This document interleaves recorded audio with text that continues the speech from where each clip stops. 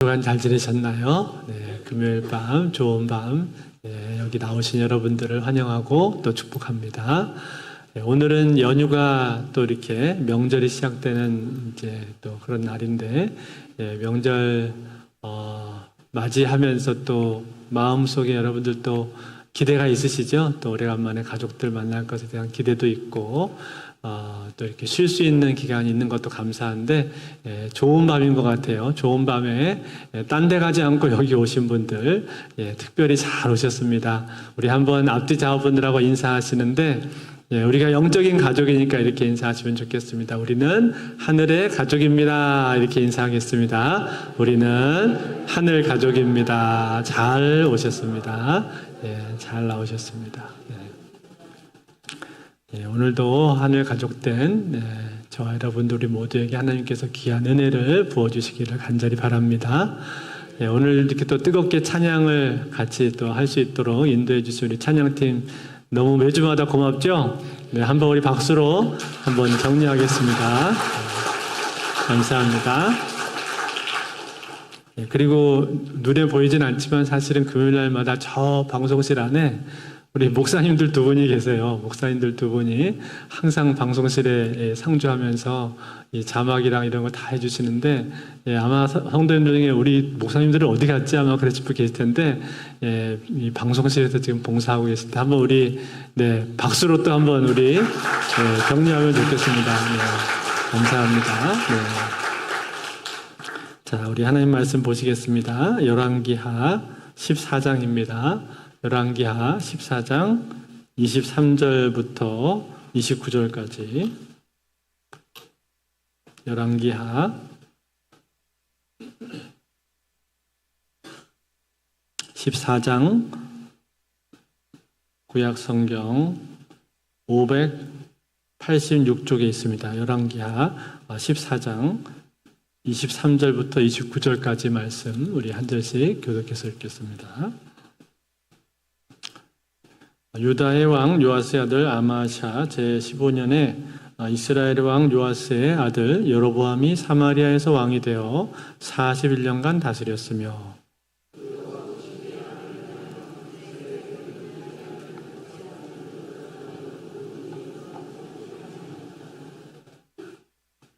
이스라엘의 하나님 여호와께서 그의 종 가드 헤벨 아미떼의 아들 선지자 요나를 통하여 하신 말씀과 같이 여로보암이 이스라엘 영토를 회복하되 하맛 어귀에서부터 아라바 바다까지 하였으니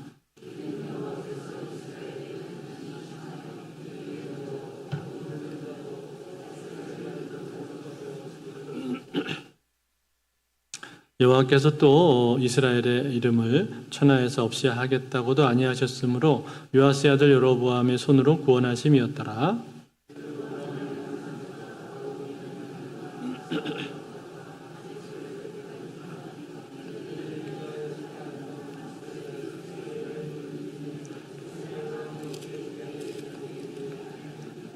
같이 읽겠습니다. 여로보암이 그의 조상 이스라엘 왕들과 함께 자고 그의 아들 스가랴가 대신하여 왕이 되니라. 아멘.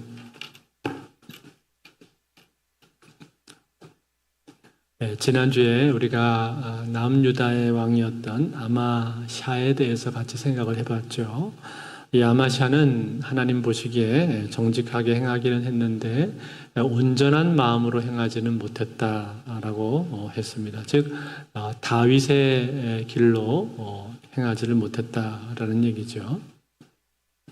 그가 그런 평가를 받게 된 이유는 두 가지인데, 하나는 그가 율법을 지키려고 노력을 했다는 것입니다. 즉 자기 아버지 요아스를 죽인 원수를 갚을 때 그 당사자였었던 신하들만 죽이고 그 신하들의 아들들은 죽이지를 않았습니다. 이것은 그가 신명기에 율법을 알고 있었고 율법을 지키려고 노력했다라는 것을 뜻한다고 했었죠. 그래서 정직히 행했다라는 평가를 받았고, 반면에 그가 행했던 큰 실책이 하나 있었는데, 그것은 그가 아람 군대와의 전쟁에서 승리를 한 뒤에 그 이후로 북이스라엘하고도 전쟁을 하려고 했다라는 것입니다. 이것은 그가 교만했다라는 것을 보여주는 한 단면이고, 또 한편으로는 하나님께서는 형제들끼리 다투는 것을 금하셨는데 그것을 전혀 원치 않으셨는데 아마샤는 그러한 하나님의 뜻을 거슬러서 전쟁을 하려고 했기 때문에 결국은 이로 인한 심판을 받게 된 거죠. 그래서 그 이스라엘과의 전쟁에서 지고 아마샤는 포로로 잡혀가고 맙니다. 자, 거기까지가 지난주에 우리가 살펴본 내용이었고, 그리고 이제 오늘 우리가 읽은 이 본문에 나오는 사람은 누굽니까? 이 사람은 이스라엘 왕 여로보암이죠.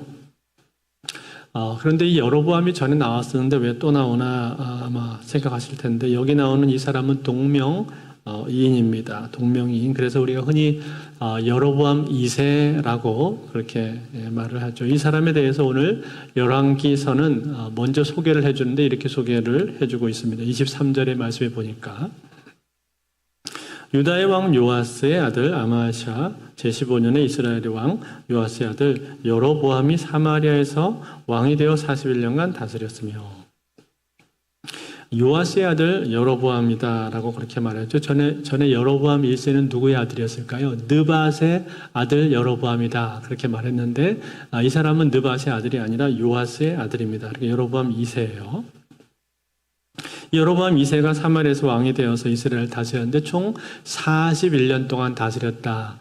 그래서 꽤 긴 시간 동안 이 여로보암 2세가 이스라엘을 통치한 겁니다. 그렇지만 그에 대한 역사적인 평가, 성경의 평가는 그렇게 썩 좋지가 못합니다. 24절에 보니까 평가가 나오는데 이렇게 됩니다. 여호와 보시기에 악을 행하여 이스라엘에게 범죄하게 한 느밧의 아들 여로보암이 모든 죄에서 떠나지 아니하였더라. 느밧의 아들 여로보암의 죄에서 떠나지 않았다. 전형적으로 악한 왕에 대한 평가가 또 나오고 있는 거죠. 즉 여로보암이 만들었던 그 베델과 단에 있는 송아지, 금송아지 만들어서 우상 숭배하게 됐던 그 우상 숭배를 이 사람이 폐하지를 못했고 이 사람도 역시 똑같이 우상 숭배했다라는 것을 보여주고 있는 겁니다. 그런데 여러분 오늘 본문을 우리가 읽다 보면 한 가지 의아한 점이 나오게 되죠. 뭐냐면은 이 여로보암 2세가 다스리던 그때 이스라엘이 발전하게 되었다라는 거예요. 오늘 25절에 나오는데 25절을 한번 우리 같이 한번 읽어볼까요? 같이 한번 읽습니다. 시작. 이스라엘의 하나님 여호와께서 그의 종 가드헤벨 아미떼의 아들 선지자 요나를 통하여 하신 말씀과 같이 여로보암이 이스라엘 영토를 회복하되 하맛 어귀에서부터 아라바 바다까지 하였으니. 자, 여기 뭐라고 말을 했냐면 이스라엘의 영토를 회복했다 그렇게 말을 했죠. 하맛 어귀에서 시작을 해서 아라바 바다까지 회복했다 그랬습니다. 하맛은 이스라엘의 저 북쪽 변방에 있는 유브라데 강 유역에 있는 그 지역을 말하는 것이고, 아라바는 사해 남쪽으로 해서 아카바만에 이르는 저지대를 말하고 있습니다. 즉 저 북쪽에서 남쪽 끝까지의 땅을 회복했다 그런 얘기가 되는 거죠.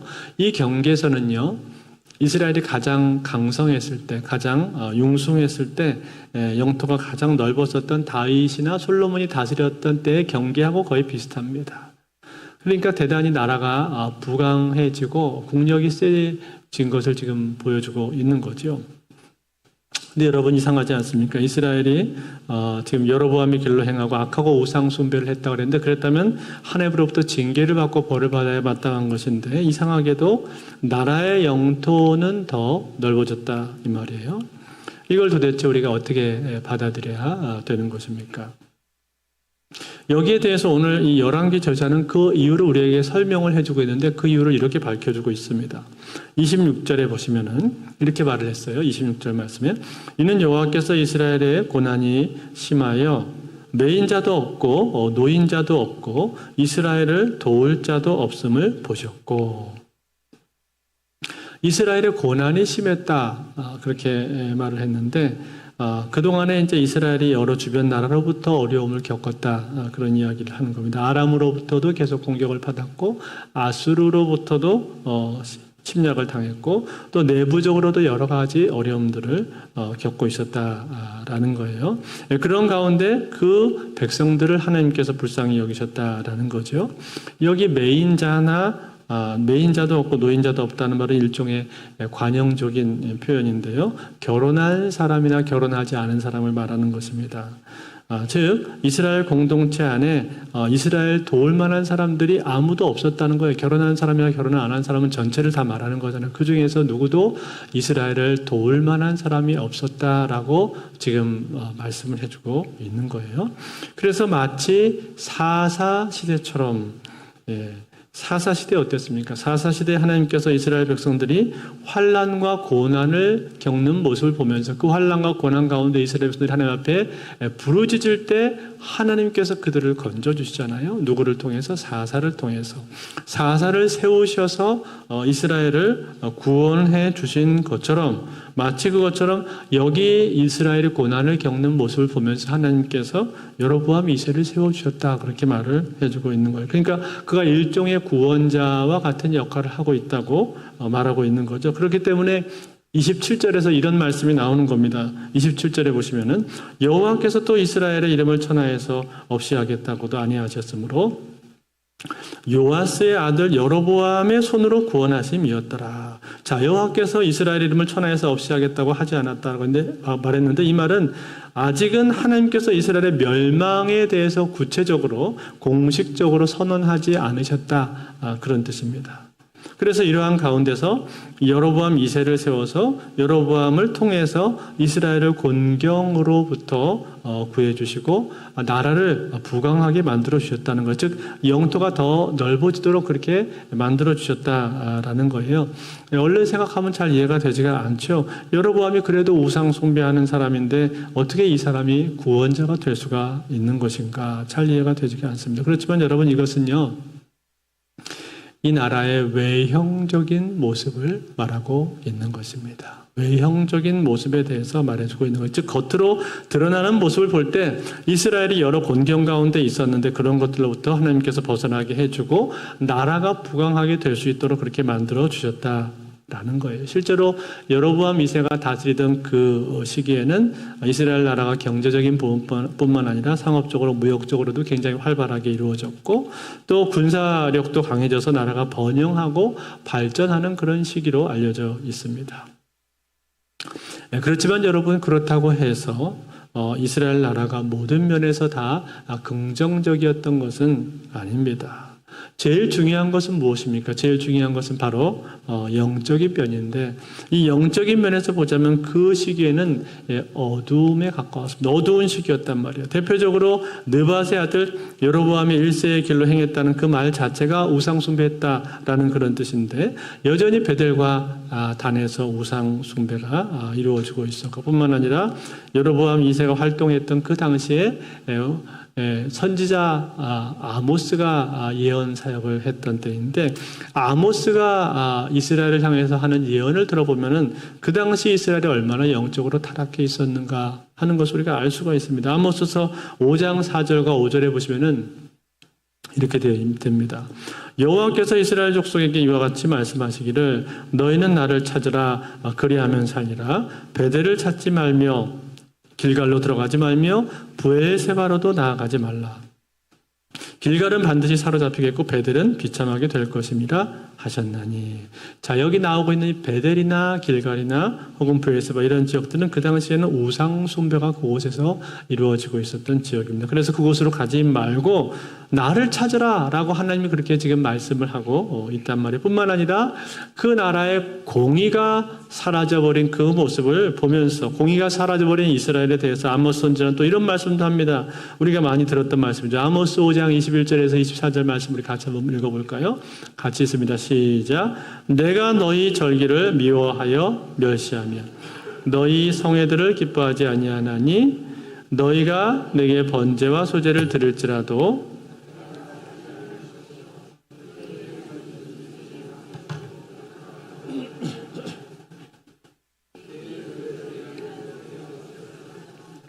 내 비파 소리도 내가 듣지 아니하리라.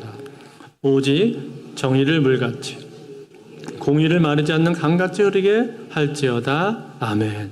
뭐라고 말했어요? 정의를 불같이 하게 하고 공의를 강같이 그렇게 흐르게 해야 될 거다라고 말을 하는 거예요. 내가 너희 절기들을 미워한다. 나에게 가지고 오는 살진 짐승들, 재물들 받고 싶지 않다. 그렇게 하나님 말씀을 하고 있는 거죠. 그러면서 공의를 행할 것에 대해서 명령하고 있단 말이에요. 여러분, 이 얘기는 다른 말로 바꿔서 말하면 무슨 얘기입니까? 그 당시에 공의가 없었다는 얘기죠. 이스라엘 나라 안에 공의가 사라져 버렸다라는 이야기예요. 그래서 약자들을 함부로 대하고 고아와 과부들을 멸시하고 그러한 풍조들이 만연히 되어 있었다라는 거예요. 그래서 하나님께서 그러한 사회에 대해서 지금 공의에 대해서 선포하고 있는 겁니다. 사랑하는 성도 여러분, 오늘 우리가 이 내용을 보면서 뭘 배워야 됩니까? 외형적으로 나라가 발전하게 될 수가 있다라는 거예요. 나라뿐만 아니라 한 지역도 그렇고 교회도 그렇고 한 개인이나 가정도 역시 마찬가지일 겁니다. 외형적으로는 얼마든지 발전할 수가 있다는 거예요.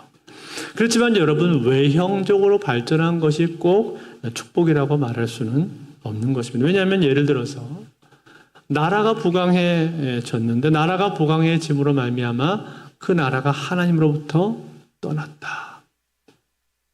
그러면 여러분, 그게 복입니까? 그게 복을 받았다고 말을 할 수가 있는 거예요? 저 유럽을 여러분 한번 생각을 해보십시오. 독일이나 스웨덴이나 덴마크나 네덜란드, 프랑스 이런 나라들 한번 생각을 해보세요. 이 나라들은 한때 복음으로 말미암아 흥왕했었던 그러한 나라들입니다. 칼빈이나 루터의 종교 개혁이 일어났던 지역이고, 그리고 그곳에 수많은 박해 가운데서도 복음이 전파된 곳이 바로 유럽 땅이었단 말이에요. 한때 유럽은 가장 복음으로 왕성하고 편만했던 그러한 곳입니다. 그렇지만 여러분, 지금은 어떻습니까? 지금은 그 유럽 교회는 완전히 쇠락해 버렸죠. 예배당에 가면 머리가 하얗게 센 할머니 할아버지들만 몇 앉아 계시고, 그나마 있었던 예배당조차도 지금은 나이트클럽이나 혹은 술집으로 팔리고 있는 그러한 예배당들도 많이 있단 말이에요. 그뿐만 아니라 동성애 젠더 이데올로기가 휩쓸고 지나가면서 그곳은 완전히 지금은 동성애자들의 천국이 되어버렸습니다. 이게 바로 유럽인데, 그 유럽을 보면서 과연 그 땅이 복을 받았다라고 우리가 말을 할 수가 있냐 그 말이에요. 그들은 경제적으로 보면은 경제는 부강합니다. 그들의 자연 환경은 얼마나 아름다운지 모릅니다.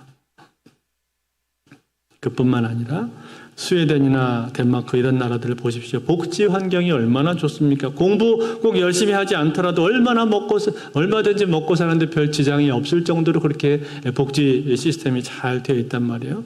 그렇지만 과연 그것이 복인가? 그 나라는 정말 복을 받은 것인가? 우리는 그 질문에 대해서 진지하게 생각을 해보지 않을 수가 없는 거예요. 여러분, 이것은 한 국가만의 이야기가 아닙니다. 가정도 역시 마찬가지입니다. 가정이 경제적으로 어려운데 하나님께서 물질을 부어주셔서 경제적인 형편이 나아졌다면 그것은 분명 좋은 일 아닙니까? 좋은 일이죠.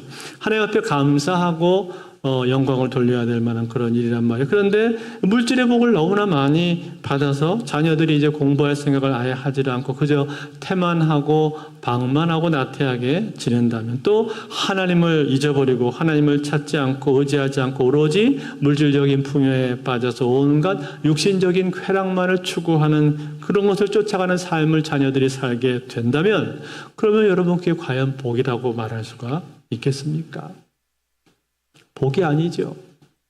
복인 줄 알았는데 그것이 저주로 바뀌어버린다 그 말이에요. 그러므로 여러분, 우리는 무엇이 우리 인생 가운데 진짜 복인가 하는 것을 깊이 생각을 해야 하는 겁니다. 사랑하는 성도 여러분, 우리 인생 가운데 진정한 복은 무엇일까요?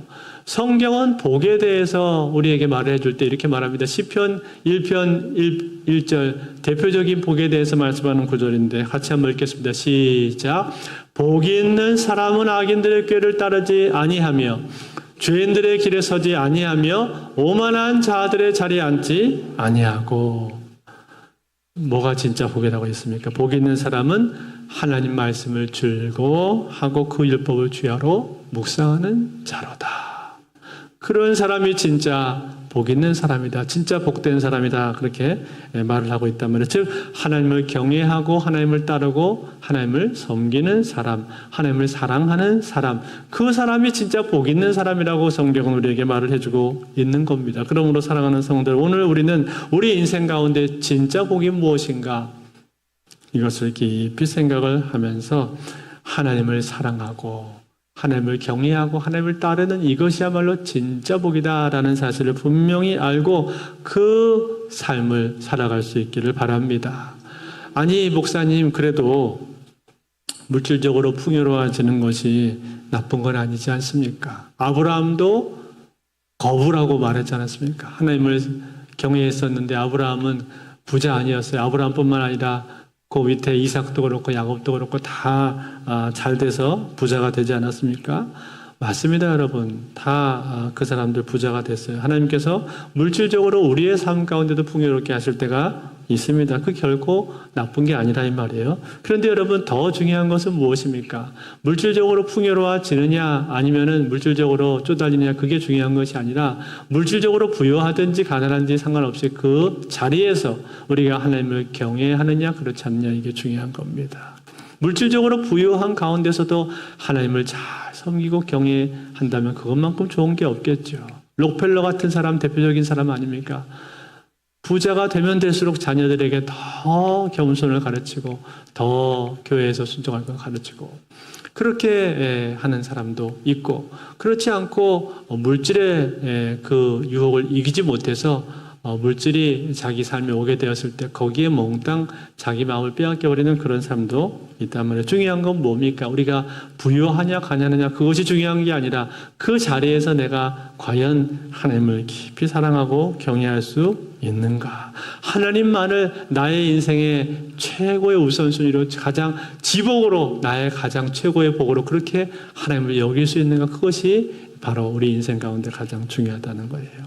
그러므로 사랑하는 성도, 우리는 우리 삶의 형편이 어떠하든지 간에 가난하든지 부하든지 건강하든지 병약하든지 혹은 내가 하는 일이 잘 되든지 잘 풀리든지 그렇지 않든지 간에 어떠한 순간이라도 내 삶의 최우선순위를 하나님께 두고 하나님을 사랑하고 하나님을 경외하고 섬기는 것이야말로 내 인생의 가장 큰 복이구나, 이 사실을 분명히 알고 하나님만을 사랑하실 수 있기를 바랍니다. 특별히 여러분, 우리의 인생이 잘 될 때, 그때야말로 더 하나님을 기억하시고 더 경외하시고 더 하나님 앞에 엎드려야 하는 그런 시기라고 저는 믿습니다. 그러면 그러한 모습을 보면서 하나님께서는 이 아이에게는 축복을 주어도 나를 외면하지 않고 나를 뒤로 하지 않는구나, 그걸 알면서 하나님께서 더 우리 인생 가운데 축복을 부어주실 텐데, 그러한 마음가짐을 가지면서 우리의 삶 가운데 부유하든지 가난하든지 어떤 형편에서도 하나님만을 최고의 우선순위에 두고 하나님만을 깊이 사랑하시는 저와 여러분들 다 되실 수 있기를 주의 이름으로 축원드립니다.